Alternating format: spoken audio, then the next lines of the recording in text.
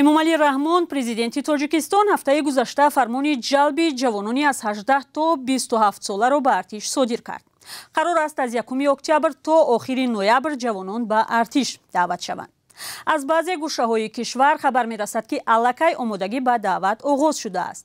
дар даъвати баҳорӣ сокинони зиёде шикоят доштанд ки наздиконашон аз роҳҳои ғайримаъмулӣ ё бо зур ба хидмат бурда шудаанд. мақомот ҳамеша рад карданд, вале чандин факт тасдиқ шудааст. ҳамкорам Мумин Аҳмадӣ мавзӯи паёмадҳои ҷалби иҷборӣ ба артишро пайгирӣ кардааст. Мумин, шумо дар бораи паёмадҳои як сарбозшикор ё аблаваи ғайриоддие гузориш менависед. ҷалб ғайриоддӣ буд ё натиҷааш? салом Зарангез ва бинандагони азиз, натиҷа ғайриоддӣ буд ва нишон медиҳад аблавагарон ё онҳое ки ҷавононро барои артиш шикор мекунанд бисёр вақт намедонанд корашон чӣ паёмадҳои ҷиддие дорад. ин натиҷаи ҷалб ба артиш на бо роҳҳои маъмулӣ ва қонунӣ аст. дар намунае ки баррасӣ дорем, шикори як соҳибкори ҷавон сабаби бенони хӯрдан мондани чандин оила ба буҷаи давлат надаромадани андоз, фурӯ рехтани як низоми истеҳсолие шудааст ки дар Тоҷикистон ба он бисёр эҳтиёҷ доранд.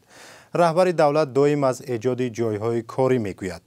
ин ҷо бо гирифтани як нафар як корхона аз кор мондааст. наздик ба 10 муштарии корхонаи истеҳсолии хишти сементӣ дар Душанбе мегӯянд пас аз аблаваи муассиси 25-солаи корхона онҳо маҳсулоти дархосткарда ва пули супурдаашонро пас гирифта наметавонанд.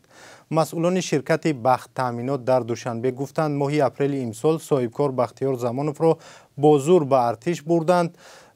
Файзали Асадов, сокини ноҳияи Ёвон, моҳи апрел ба ширкати Замонов 6800 сомонӣ супурд ва барояш ваъда доданд ки дар як ҳафта маҳсулот омода мешавад. бо гузашти 5 моҳ ӯ на маҳсулотро дастрас карда тавонист, на маблағро.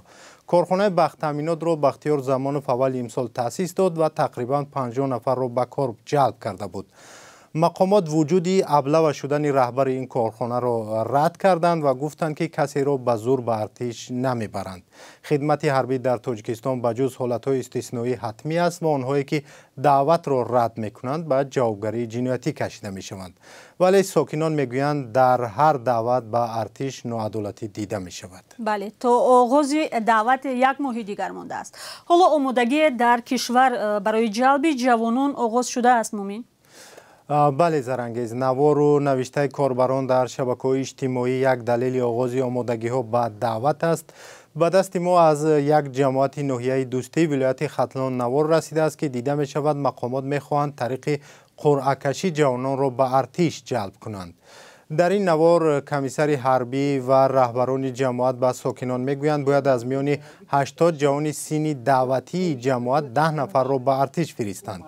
ӯ гуфт онҳо 80 коғазро дар дохили қутие мегузоранд ва ба дасти ҳар модаре ки коғази рақамдор мерасад бояд писарашро ба артиш ҳозир кунад.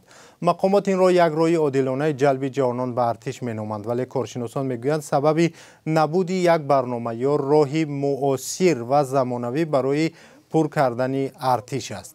дар даъвати гузашта ҳам аз роҳи қуръакашӣ истифода шуда буд. инчунин сокинон шикоят карда буданд ки мақомот барои фишор ба онҳо масҷидҳояшонро мебанданд. коршиносон ба он ишора мекунанд ки бо роҳи зур ба артиш бурдани ҷавонон натиҷаи хуб нахоҳад дод ва мақомот бояд артишро бо сарбозони касбӣ пур кунанд, на гурӯҳи ҷавононе ки иҷборан бурда шудаву аз ҳукумат норозиянд. ташаккур аз шумо бинандаи арҷманд. ҳамкорамон Мумин Аҳмадӣ дар бораи омодагиҳо ба мавсими нави даъват ба артиши Тоҷикистон маълумот дод. шумо дар ин бора чӣ назар доред? дар деҳа ва ё шаҳри шумо омодагиҳо барои даъват ба артиш дар чӣ ҳол аст? мунтазири паёмҳои шумо мешавем.